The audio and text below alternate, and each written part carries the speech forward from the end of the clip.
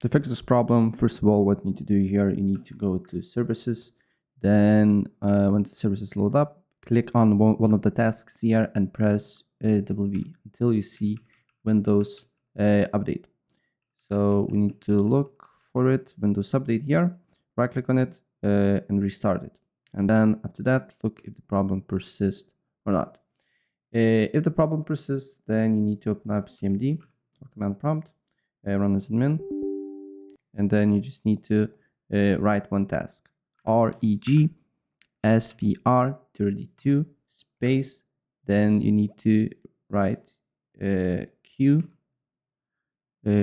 u artz.dll, right? And then as you can see here, you should get this sort of message. Restart your computer, look if the problem persists. If the problem persists, what I suggest to do here is to then download a Windows Update Blocker from a browser and enable it, and it should work. So last solution definitely works. So if this did not work, just install the Windows Blocker, Update Blocker. And yeah, that's basically it.